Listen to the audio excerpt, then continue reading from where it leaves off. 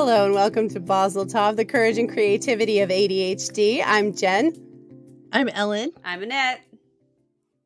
And we are coming at you with more great ADHD brain info. Yay! Woohoo!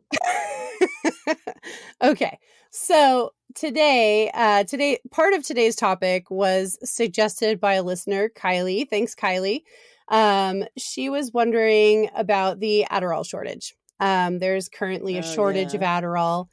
Yeah, apparently it's been going on since October 2022 is when the FDA announced it. So it was probably actually going on for, maybe a month or so beforehand, if you think about how those sorts of things work. But it's so frustrating for people. I mean, so many people rely on that medicine. That's a really common one. It is. It's super common because, Adderall, I mean, how many millions of people take that? Plus, the ingredient in question that's scarce right now is also used to treat narcolepsy. So people with ADHD and narcolepsy and maybe other conditions that I don't know about that use it, they're all affected and potentially going without medication, which is frustrating because Adderall can be short acting. So if you don't take it for like a day or two, you're going to be right back where you started. That was, or at least on the form of Adderall I was on, it was a short acting version and I needed to take it on time every time or else I just, I didn't have my brain. That was it. I went back to my old self. So and that I think that's one of the things I like about being on non-stimulants now, but because I can maintain them longer. If I forget a dose, it's not quite as impacting. But that's a good point. A lot of people prefer stimulant medication because it happens to work the best for them, and Adderall might be the best solution for them because some people react really poorly to Ritalin. My entire family does. Usually it goes by families because of the type of neural mapping you have, basically, I think. Sure. At least that's how it was explained to me by the prescriber I was going through. But also to compound this problem, Teva, which is one of the largest manufacturers of Adderall, also has manufacturing delays in addition to having the amphetamine mixed salts becoming scarce out in society in general. So it's a compounded problem. I recently read an op-ed from CNBC talking about how the FDA and DEA's rules about Adderall and the amphetamine mixed salts are also compounding this problem even further because they're a Schedule II controlled substance here in the United States. And that is like, there's a whole bunch of red tape involved in just releasing the materials to the manufacturers and then releasing the drugs to the patients.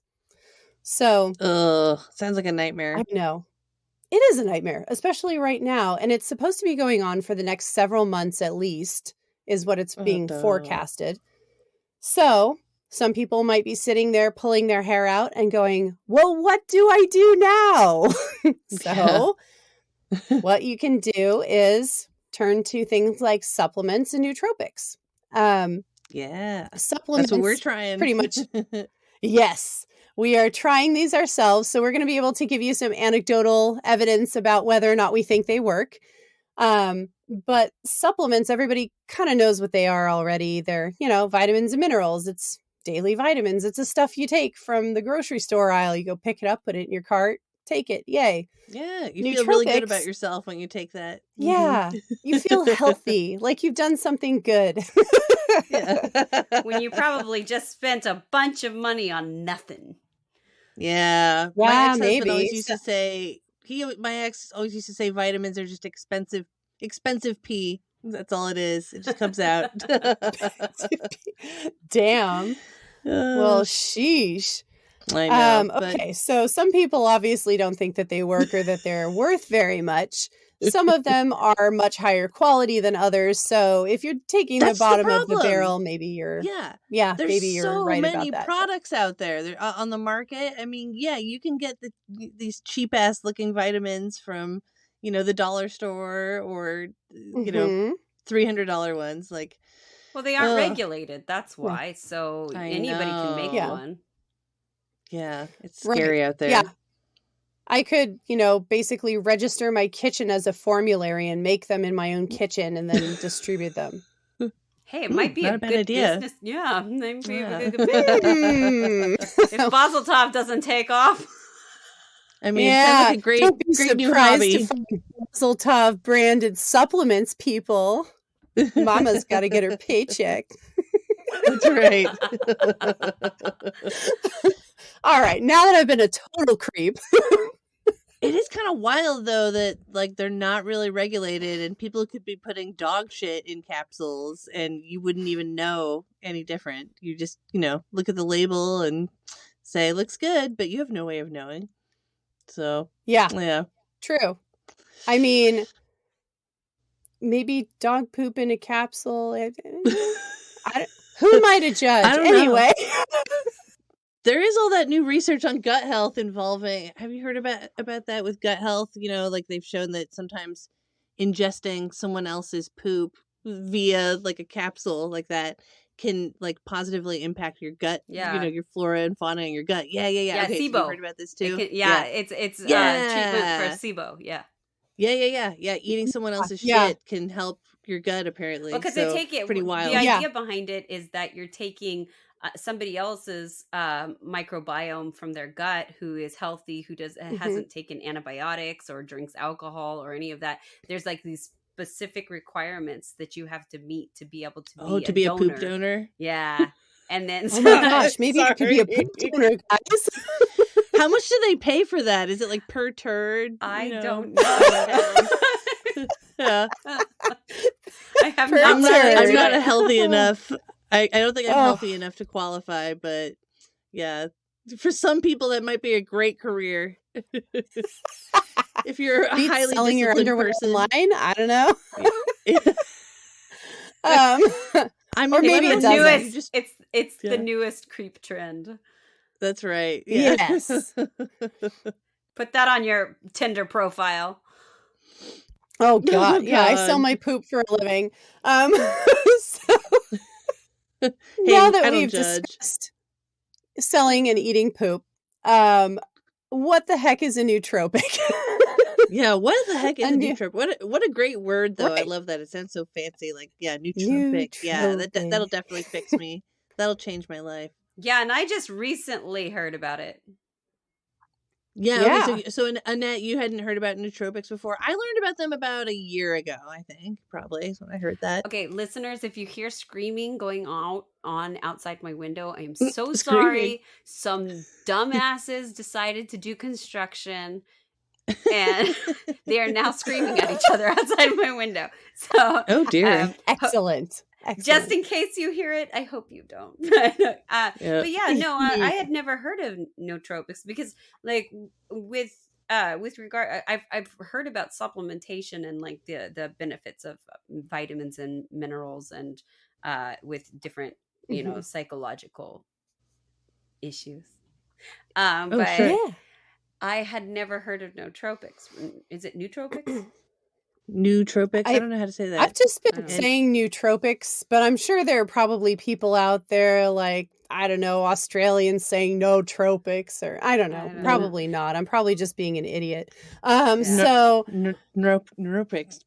I don't know. Yeah. It doesn't matter. Anyway, it's Nootropics, so you can decide how you want to say it. But no matter how you say it, what they are is basically what's known as a smart drug, which it's a diverse group of medicinal substances whose actions improve human thinking, learning, and memory, especially in cases where these functions are impaired. That's according to the National Institutes of Health. So things that help your brain. Yeah. Basically? And there's three main categories too. So there's stimulant drugs, which we all know, Adderall, Ritalin, these sorts of things. Synthetic compounds, which may or may not be prescribable, depending on what country you live in and what the agent is. It may or may not be controlled. Right, we're speaking from mostly a United States point of view, so some of our information may need to be looked up in places like Europe or Asia. Anywhere that you're listening, I would highly recommend just looking up the substances you want to take and making sure that they're legal, and or whether or not you need a prescription for them, because the laws everywhere are different. Yep. And then the third category, aside from stimulant drugs and synthetic compounds, is natural compounds, which is like, the kinds of herbs that you get in a capsule. You see them at a grocery store a lot if you're in the United States. The kind Jen is going to make in her kitchen and sell. Exactly. Yeah. Yes. The kind that I smoke in my pipe. Totally going to do it. Mm-hmm. Yeah, exactly. That marijuana could be considered a nootropic. It's a controlled drug in many places. The magic mushrooms or psilocybin that could also be considered a nootropic.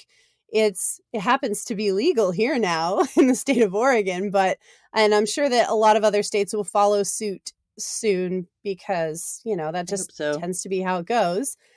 But some things are really like valerian root. You can buy that at the store. I believe it helps with depression, if I'm not mistaken, or sleeping or something. I can't remember specifically on that one, but the name popped into my head as an example. I'm so sorry. I did not hear what you said. Oh, what you didn't? What? No, because no, I heard you. I just wasn't paying attention. ADHD moment. What did you say? Oh, dang it. That's valerian okay. root. We always repeat things here when we need to repeat. Valerian root. Yeah. So I think it's for depression, if I'm not mistaken. You can take it for that. Yes. Okay. I remembered it right.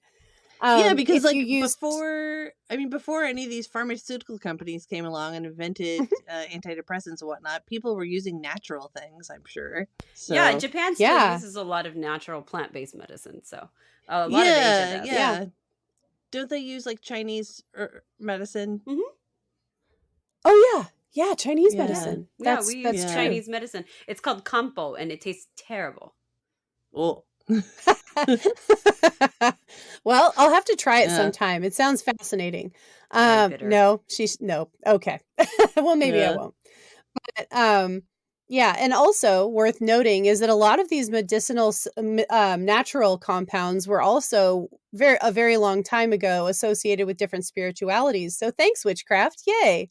Yay.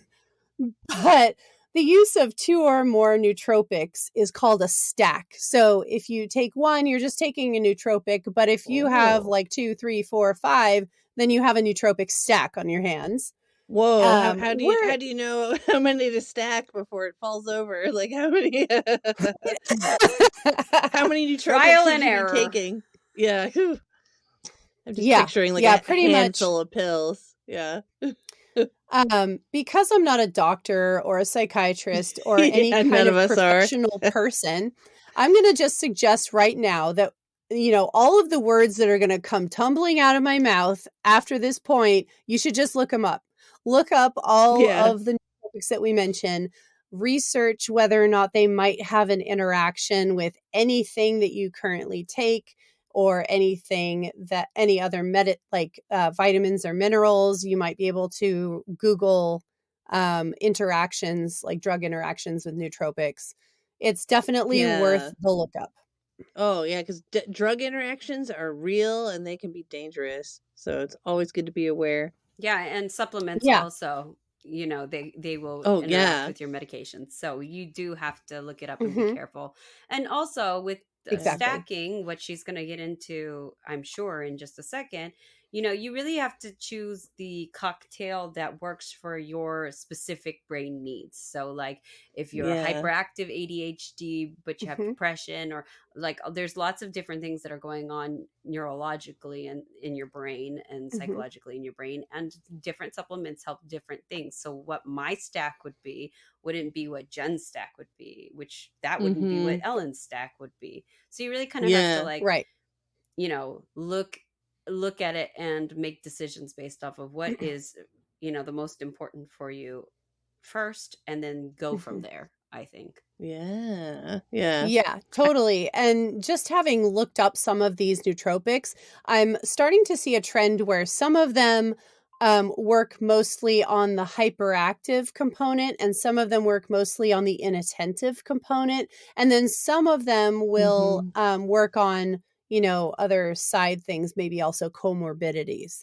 So, the stack that I have is likely to be taller than either Annette's or Ellen's because I'm the combined type 1 here. So I have to focus on multiple issues. Whereas, and that totally makes sense. Like I yeah. don't need to quiet my brain at night. My brain is usually pretty quiet. And so, but I know for Annette, her brain doesn't shut up. And so you're going to need a different stack. Yep, totally. So, and yeah, I don't know if I said this already. I might have ADHD moment, but we're not going to include prescription drugs in this list simply because I feel like that's a different discussion, and we'll probably get into the ins and outs of that later. Yeah, and you have to be really careful with prescription discussions just because, if you're not a doctor and, yes, it's a little bit more of a sensitive subject. Yes, and none of the information in this podcast is meant to diagnose or treat any health conditions. That's right. Yep. We don't know shit. We just like to talk about this stuff. Yeah, exactly. And I'm all for garbage science, but I did my research today, people. I did it. So we sort of know what we're talking about. Sort of, yeah. I sort of know what I'm talking about. I did go for some really legit documents here. I did not WebMD it. I did not go to Wikipedia. So the ADHD supplements that I've found, I have a short list here of things that you could try if you're missing your medication or if you don't have access to this medication in the first place and you really are just at your wit's end and you just want the help. Yeah. One of those things is iron. Oddly enough, there have been studies linking iron deficiencies to ADHD and specifically in the hyperactivity realm, Annette. Interesting. I remember... Annette's making faces over here. I remember years ago, a doctor found that I was iron deficient and I was taking supplements for a while and I got out of the habit, I guess, but maybe that's something I should think about. Yeah, I have... bouts of anemia, so I know I'm iron deficient. And there you go. Yeah, I'm not able to donate blood sometimes because. Girl, so are you taking an iron supplement? So, yeah, no. Maybe you should try it. Hey, but add it to your stack. No, because it makes you feel sick if you don't. I know. They may be constipated. Yeah.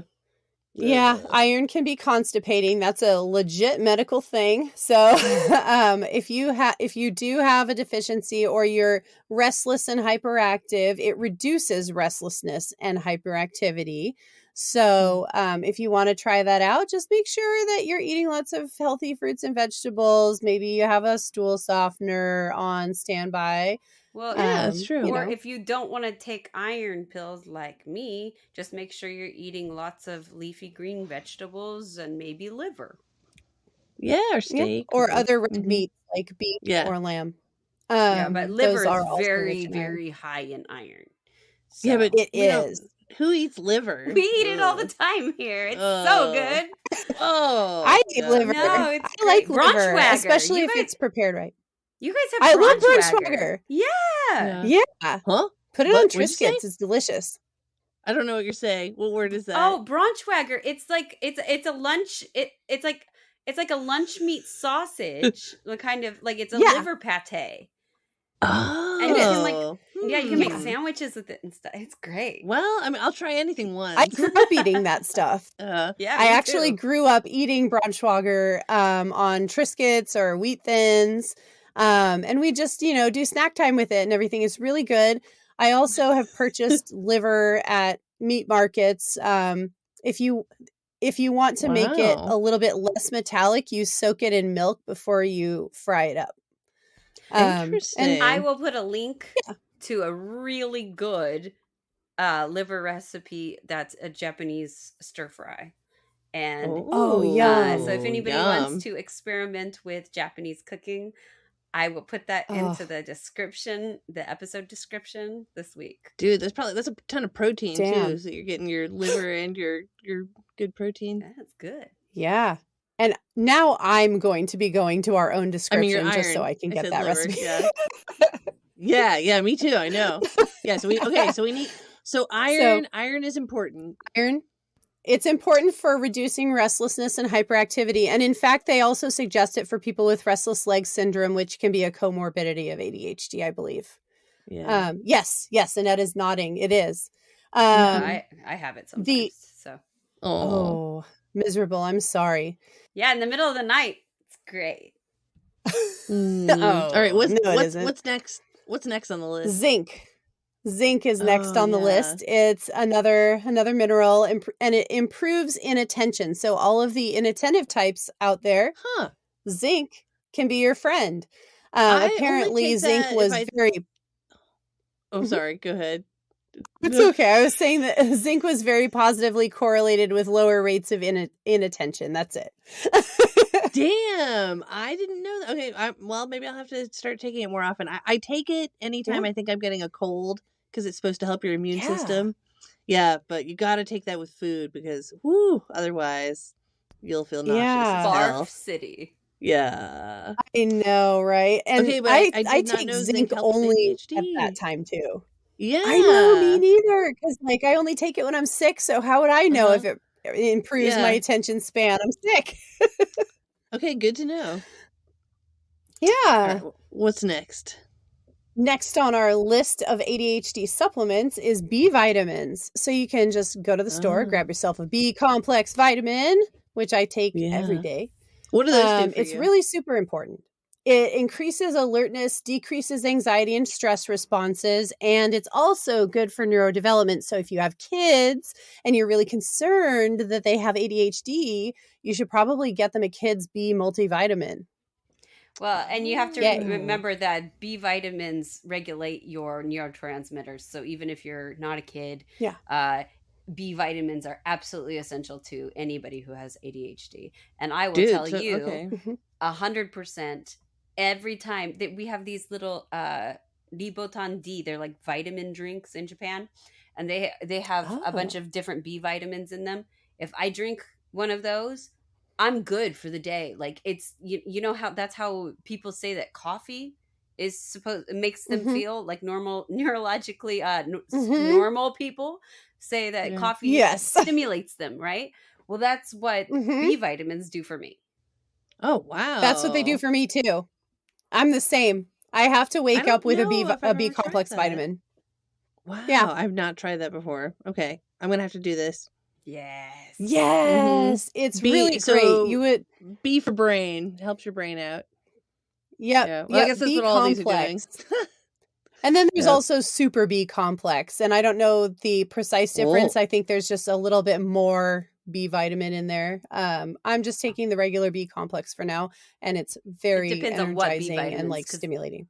There's I think there's like 4 or 5 different B vitamins, and they all do different things in the body. So you know, a B vitamin or a B complex or super complex is just how many of those B vitamins are contained in the B. But supplement. Isn't more always better? It depends on what your problem is, really.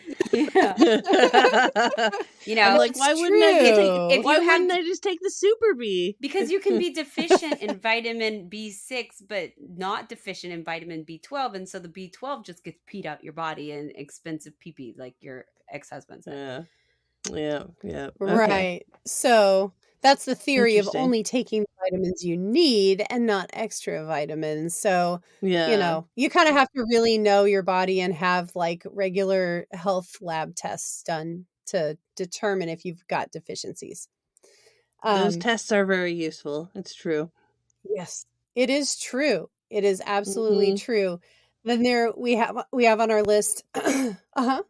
Did your poop test Annette? that you did, Ellen? Did that test? Did it tell you what vitamins you were deficient in? Oh man, you know, it's been a while since I've looked at that, so I don't remember if it talked about my vitamin deficiencies. But yeah, there was this there's this company they're still around, called Zoe, and this is a few years ago, I think in like 2019, and I was going through this phase where I was like, why am I not losing weight? Maybe it's inflammation, maybe it's some of the foods I'm eating, maybe I'm sensitive to something that I don't realize I'm sensitive to. And so I don't know where I even learned about this company, but yeah, you mail them your poop basically. they send you it's this paper hammock that you tape into your toilet seat, and it catches your poop. And then you wait a package minute. it up. The thing that it's paper? Like, does it smush in the mail? No, what? it's like a coffee filter with straps that you tape onto your toilet. And then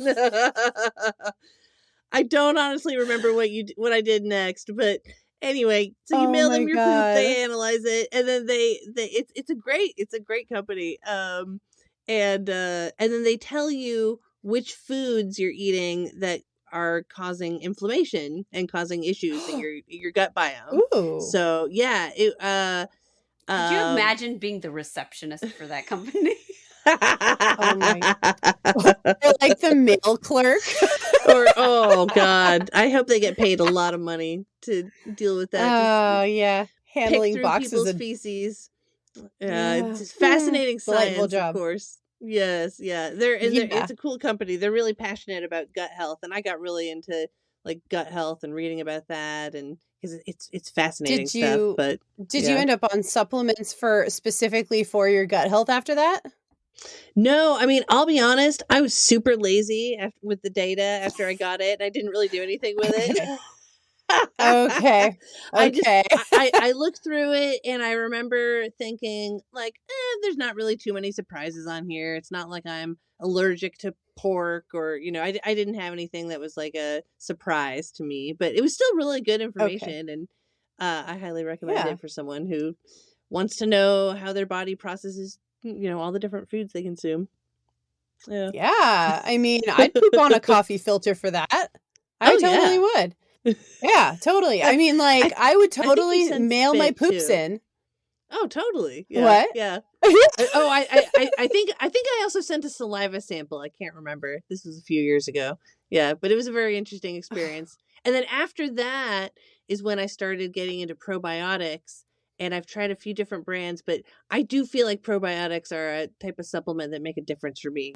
I'm more regular, and just I feel like everything just works better when your system is running efficiently and you're pooping regularly. And are you doing probiotics as like a drink, or are you taking pills, or like how are you doing taking pills? I get these ones from this company in Chicago called Jetson, and they're a really cool company. They're they use like actually good ingredients, and it's like a legit cool probiotic. Like I know. I mean, like we were saying earlier, there's so many products out there. It's hard to know who to trust.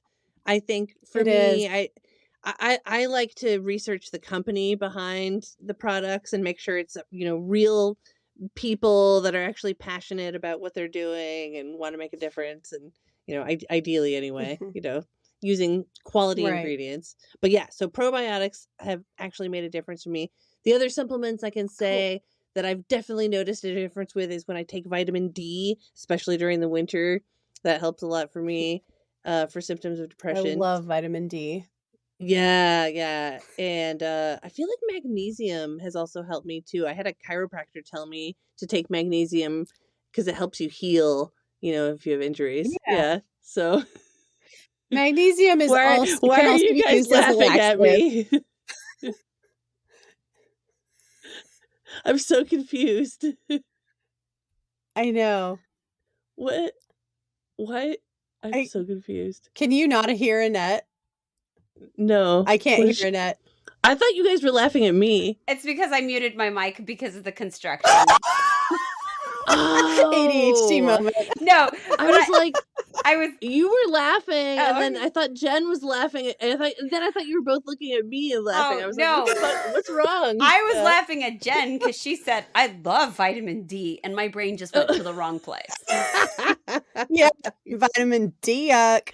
You're so funny.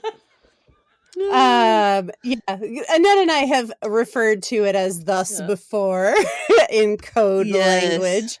Oh, you gotta get that vitamin D. And I'm pretty sure that anybody who's listened to the Sex Talk with Jen episode knows that I like vitamin D by now. Oh yeah, that's no shocker to anyone listening. But yeah, so these are all really awesome supplements, and oddly, oh crap, what was the last vitamin that you mentioned, Ellen? It just escaped my ADHD brain. Magnesium. Magnesium is also nootropic, and it is beneficial for sleeping. Yep, you take it before bed. It's sleepy time meds, and it too much of it can make a laxative effect. So just tread lightly. That's what they told me. Yeah. So just in case. But if you're getting ready to poop on a coffee filter and mail it into a corporation like we've all dreamed of doing, you should absolutely take magnesium to make it easier. Yep. And I mean, I can strain through the coffee filter. True. You got bigger. But you know what? You know what? Maybe we just mail it to a different corporation, one that we don't like. The one that's responsible for the Adderall shortage. Yeah, mail it to Teva. Don't do it. Really don't do it. I'm not advocating for this. Yeah. I claim legal indemnity here. Anyway, funny, though. Yeah, it would be. So anyway, back onto the last supplement that I have to discuss here. Oh yes, because I had to put a limit somewhere. Is polyunsaturated fats. Polyunsaturated fats are super, super important for just brain function in general, but for ADHD people, we really do need those fatty acids. So, is that like fish oil? Like the you can get it in fish oil. EPA and DHA and omega-3 and omega-6 are very...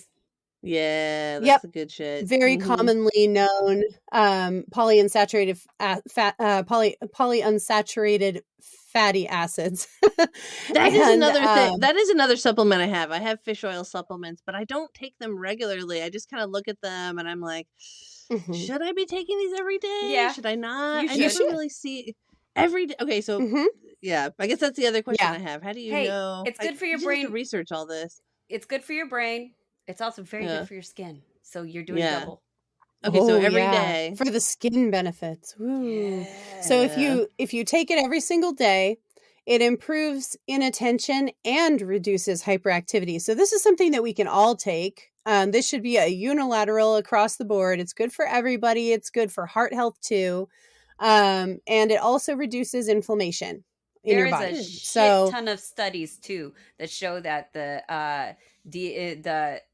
fatty acids actually if you're giving those, if kids who get fatty acids have higher levels of brain development. Well, I'm pretty sure I've seen that stuff in baby formula. I'm pretty sure they supplement baby formula. So it's DHA. You normally see it in the form of DHA in baby formula, and it is super important for brain health. Very, very important. So, and not just for babies, for adults too. So, if you are any type of ADHD person, polyunsaturated fatty acids are for you. The rest of those, you might have to decide based on your type of ADHD, whether or not it's right for you to take a supplement of it.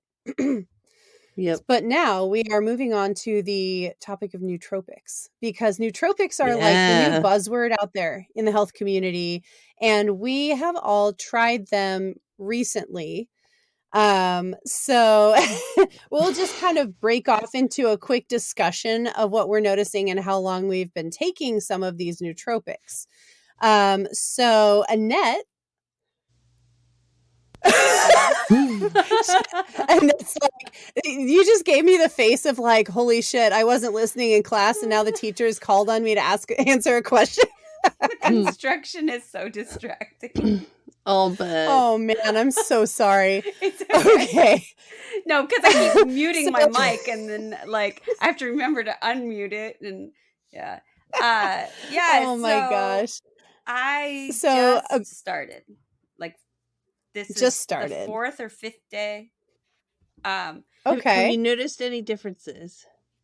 Okay, so first of all, I am the worst at taking any medicine or any vitamin because I forget so much, and I'm very proud of myself that I've made it this far and I haven't forgotten to take it yet. But I haven't noticed yet any differences, but part of the reason for that, and I might have noticed it more if this was not the most stressful time of year for me. Oh. And like, so just a brief explanation. I own an English school here in Japan. I know I've said that before. Well, the start of the school year is April. And so in February and March, it's getting everything ready for the new year. So I have to make the whole year's schedule. I have to start the new classes. I have to do trial lessons. I have to order all the supplies for the school, make sure that we have the textbooks. Some of the textbooks I have to change. So I'm looking through a bunch of new textbooks. There's lots of communication coming from parents at all angles because they want to know what to do. So this is just a very stressful time of year for me every year. Oof. And Yeah. so my anxiety's ramped. But one thing I have noticed taking it is I'm not quite as mentally exhausted as I would normally be. At least I feel that way. Like at the end of the day, you mean? Nice. No, just even it's kind of like I'm able to focus a little better, I guess. Oh, Yeah. that's nice. Maybe it is doing something. Excellent. Maybe either I'm not sure. So taking it when my life returns to normal, if there's substantial differences, then I'll be able to be like, yes, okay, now I can say for sure. But And what kind of nootropics are you taking? What kind of nootropics are you taking? The rhodiola, is it? Rhodiola rosea is one that Annette and I both take. And also acetylcholine. We both take those too. And I'm taking it's called Chokora Bibi, and it's like it's a B multivitamin kind of Japanese vitamin. And so I get mouth ulcers really easy. And so I know I'm always low on B vitamins, and I tend to get mouth ulcers, and my body just runs a little bit more acidic than normal. So those vitamins kind of help that bring balance to my whole pH and everything. So I take awesome. So yeah, I tried a brand of nootropics like a year ago, and I can't even remember what was in them, but I remember kind of a week or two into it, I was like, yeah, I think they're working, and then I don't know. I think I was just kind of psyching myself up, like trying to convince myself, that they were, but realistically, I didn't really notice that big of a difference. But whatever I just ordered the other day is a different nootropics blend. And so we'll see what happens. Oh, boy.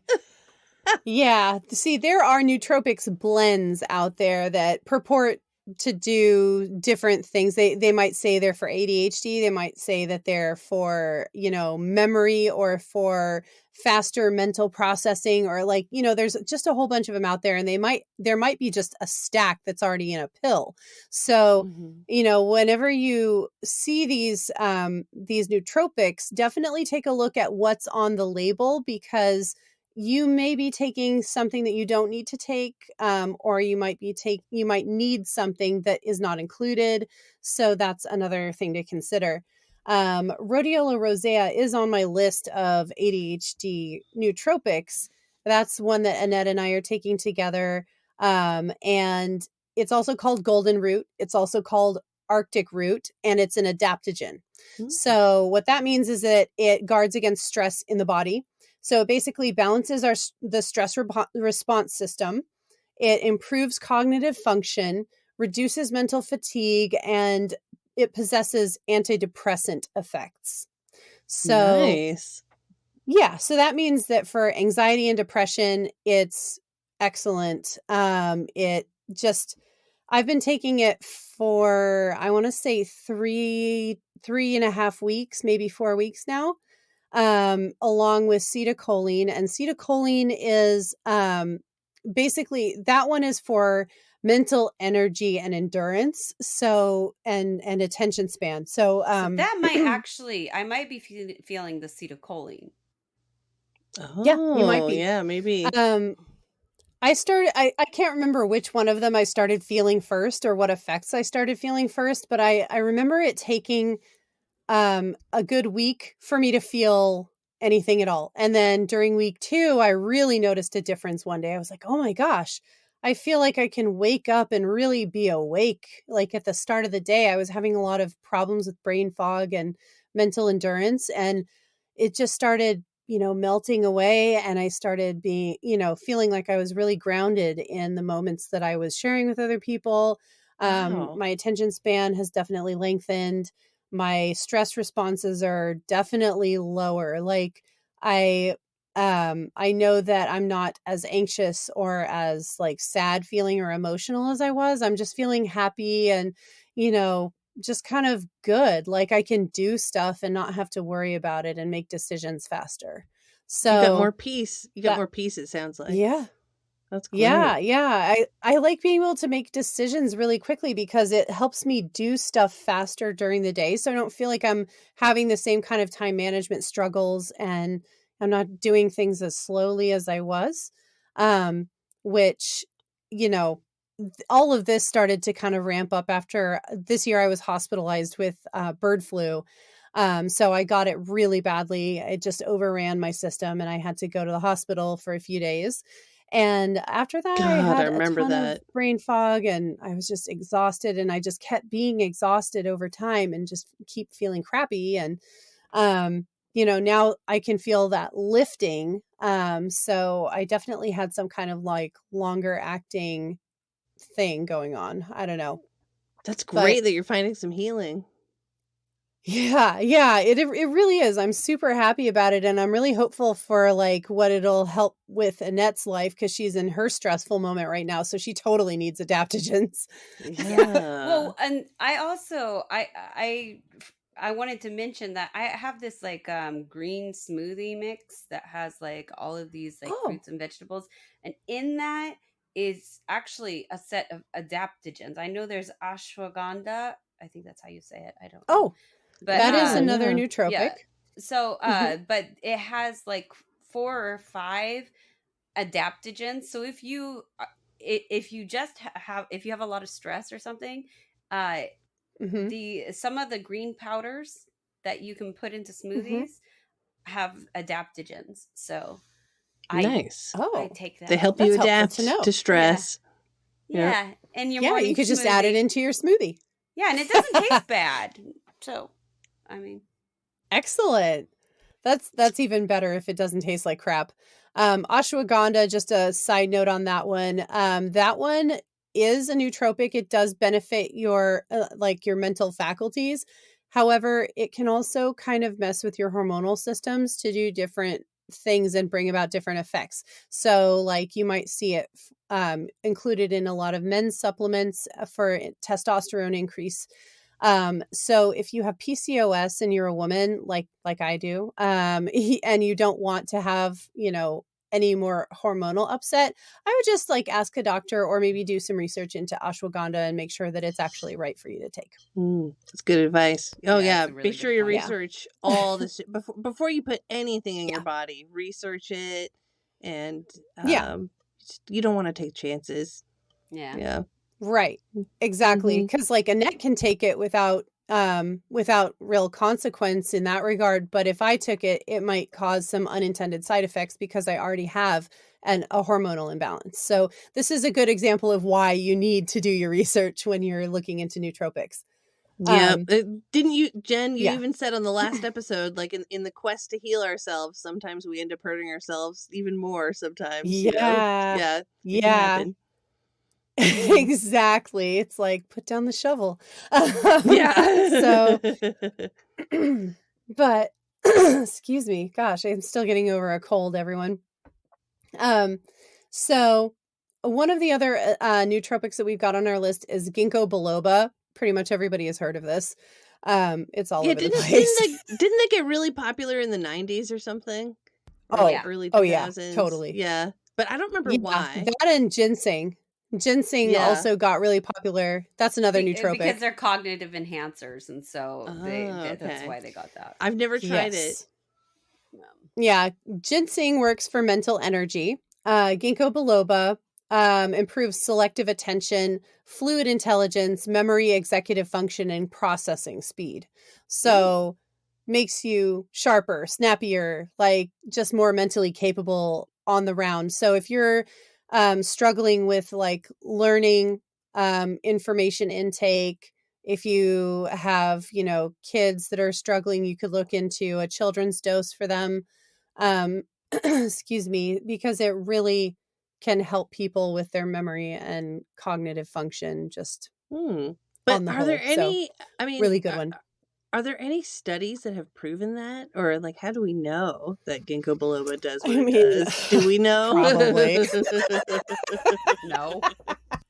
Okay, so I took this out of a study. Hold on, let me see if I can find it. It's one of the NCBI, the NIH.gov. So they listed. I'm trying to find it right now. Yeah, okay, so they seem like a pretty trustworthy source. Allmeyer and Kringsland, 2003. Smith and Luo, 2004. Way et al., 2000. Allmeyer, Mose, and Kringstein, 1999. DeFoidis, 2002. Shi et al., 2009. Coulterman et al., 2007. Shalim, Zhuang, Biswal, Christern, and Dore, 2008. Yoshitaki and Kerr, 2010. Feisky, Lehner, and Mueller, 2009. White, Skates, and Cooper, 1996. Ponto and Schultz, 2003. So a lot of Diamond and Bailey, 2013. Wait, is that all the studies? Yeah, those are. Yeah, that's not even off all the of them. research. Yeah, she's naming off research papers. Oh, that was okay. I thought that was one research paper. No. At first. Okay. Okay, so there's been every time you heard a date get mentioned was a different paper. Yeah. Okay. So that's a lot of research. Yeah. Yeah. So it's good for you. It's been shown in study after study after study after study for decades now. And right, I'll add it to I'm adding it to my stack. Yeah, totally. It's Ginkgo a really biloba? good one. Sure, Ginkgo biloba. Yeah. Let's try Yeah, it. ginkgo biloba is really good. I've actually taken it before. I'm not currently taking it. But I've taken it in the past, and I remember having a good experience with just feeling kind of, sharp and with it, and remembering things more. So I might eventually add it back to my stack. Let's see here. I took ginkgo biloba and I didn't notice anything. So really? I took it for quite a while, and I personally did not have. Yeah, see, that's the thing. I feel like I've tried so many random supplements over the years. Remember when cumin or curcumin got really big a few years ago? Tried that, and it's like, oh yeah, I just can't tell if it's doing anything. So with anything I take. That's why you got to look it up, because like when you think about improving selective attention, your intelligence, your memory, your executive functioning, your processing speed, all of that says inattentive type to me. So Annette would not really receive very many benefits. I received a few, but not like the kind that some people report, probably because I'm a combined type. So my results are unpredictable. You gotta try it. I'm going to the store tomorrow. Yep. Try it and see what happens. But I don't personally notice a lot of difficulties with being sharp. Like I'm pretty good in that respect. I do. mine is mostly stress response and like the ability to like focus. Yeah. Yeah. So. Yeah. Sweet. I've I'll give it a I've try. been on both sides of this. I get both, which is really kind of a weird combo because like sometimes it feels like you're just raring and ready to go, but you just can't even. Like it's just the weirdest sometimes. Wow. Yeah, but if you're looking to, you know, kind of modulate a stress response and get better sleep, melatonin is a neurohormone and a nootropic, and it's on our list here of ADHD recommended nootropics because a lot of ADHD people have trouble with insomnia and sleeping and restless leg syndrome and other, you know, other comorbidities that would complicate ADHD as a whole. Melatonin does not have a direct effect on dopamine and norepinephrine and serotonin like some of these others that I've mentioned. What it does is it has an indirect effect on ADHD by improving the quality of your sleep. It has a sedative effect, so it helps you get to sleep.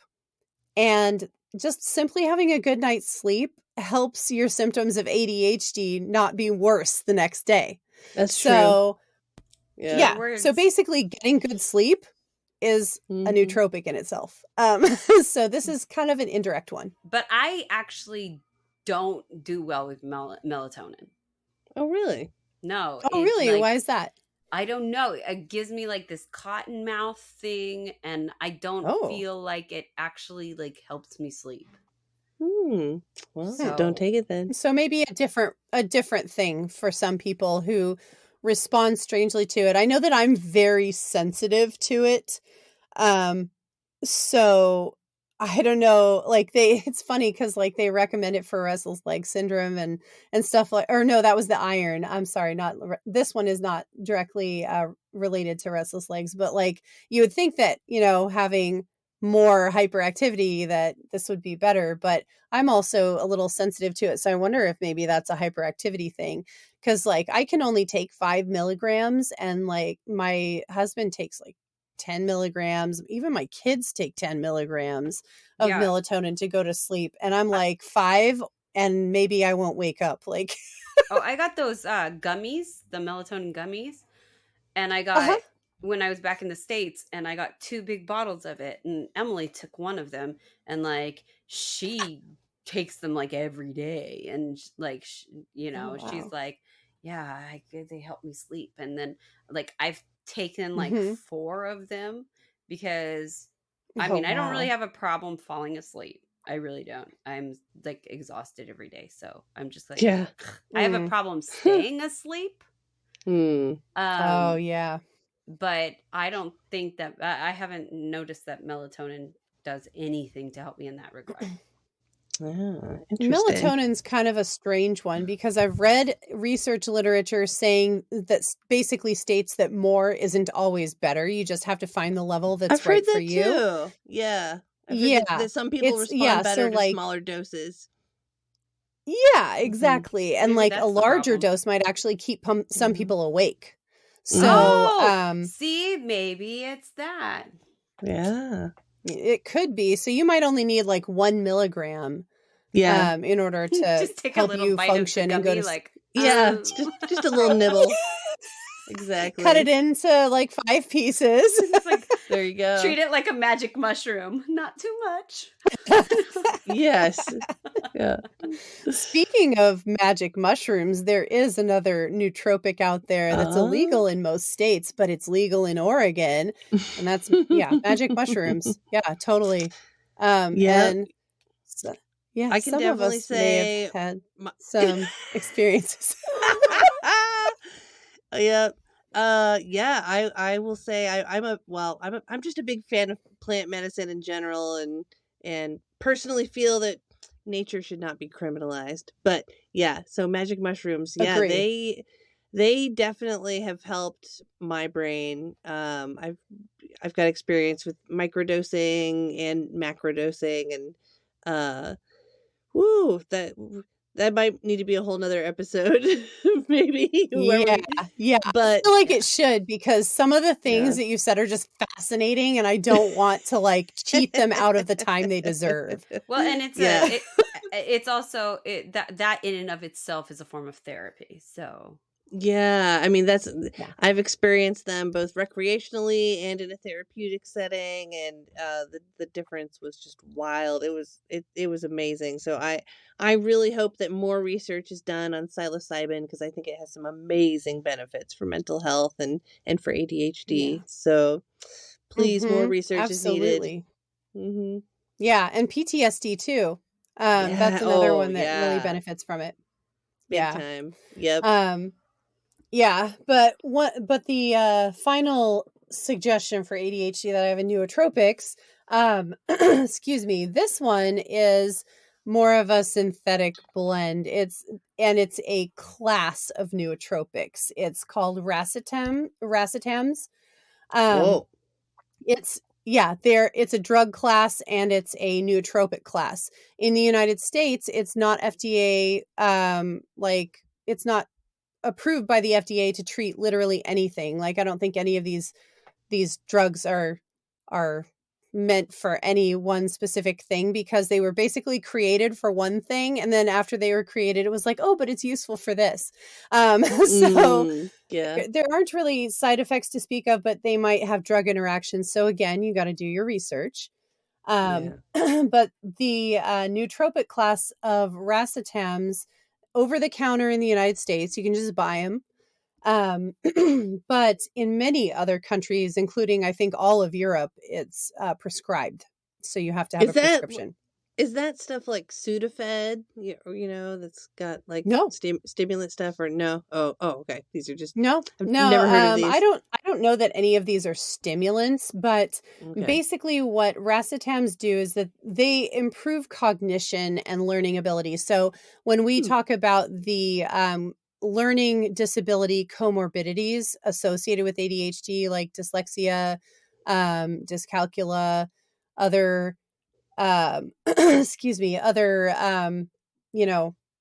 shortages, just attention span, memory, the stuff that ADHD already has in it. It improves your cognition, learning ability, and it just does that over a variety of different pathways. So some of the popular racetams include piracetam, aniracetam, coluracetam, nephiracetam, oxiracetam, phenylpiracetam, and primiracetam. And there are more. There are more of them. So interesting. If you have troubles learning and memorizing stuff, and you really need to learn and memorize stuff, racetams might be something that you want to look into. You can find them on a lot of nootropic websites.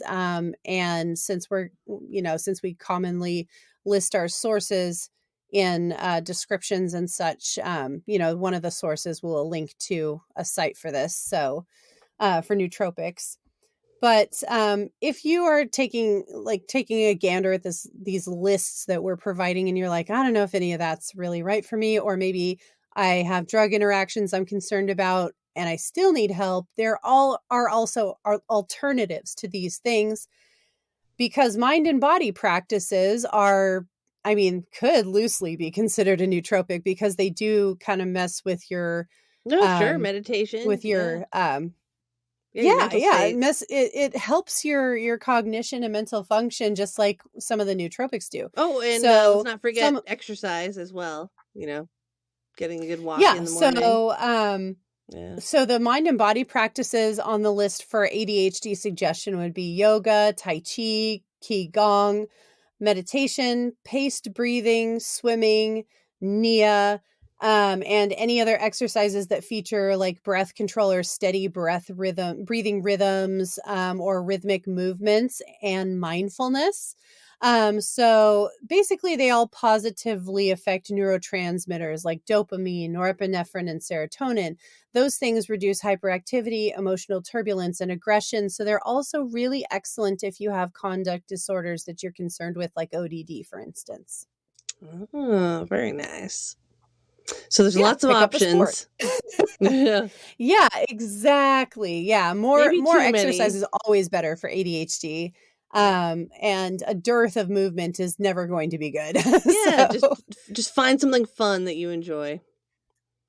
yeah, exactly. Find something that works, find something that you enjoy, find something that engages your mind, helps you practice mindfulness, helps you practice steady breathing, and all of these things will help immensely. Yeah, and Just, maybe I try a can't. few supplements out. Yeah.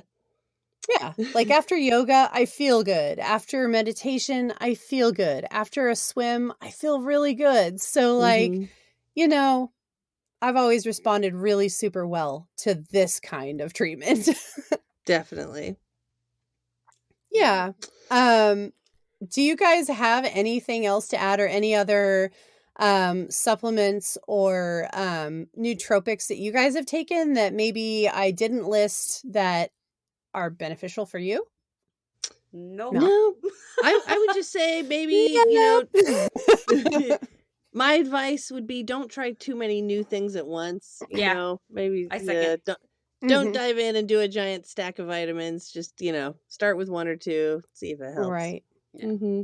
Yeah, like I started with rhodiola rosea and acetylcholine. Those are the two that I'm taking now. I've been taking them for it could be, somewhere between 3 and 4 weeks, and I'm definitely seeing benefits. And I know that those two are good. I like them. They benefit me.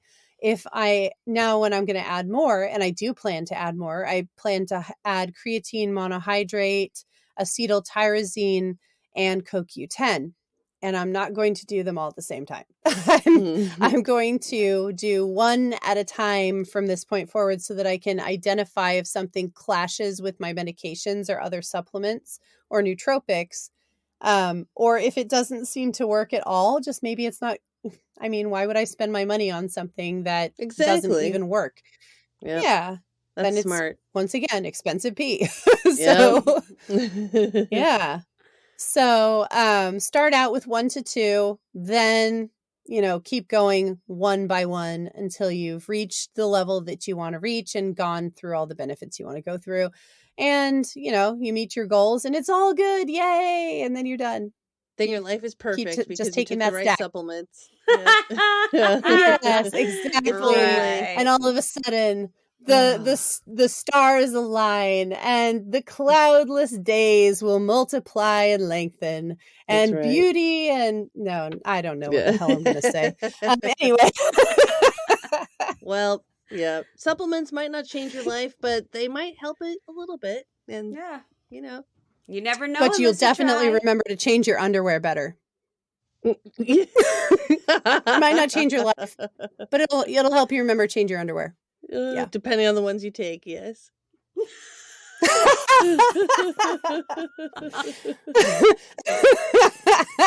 the truest statement of this whole podcast. So true. Just not too much magnesium, and you'll be doing more laundry. Yeah. Too much magnesium, and it's a recipe for more undies. That's right. Yeah. I know, right? You did remember. Just awful consequences, man. External motivation.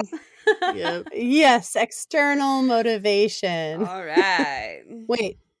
But, I heard that you can sell those for a good amount anyway. And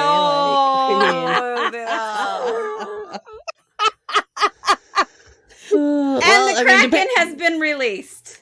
Depending on how healthy your poop is, somebody might want to buy that from you. Yeah. Yeah, I know. All those people suffering from C. diff. Yeah. Yeah, they're donate waiting. your poop, people. All right. And anyway, with that in mind.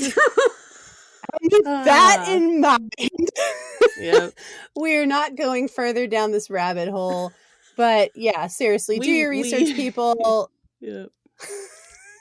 We wish you the best with your health journey. Yeah.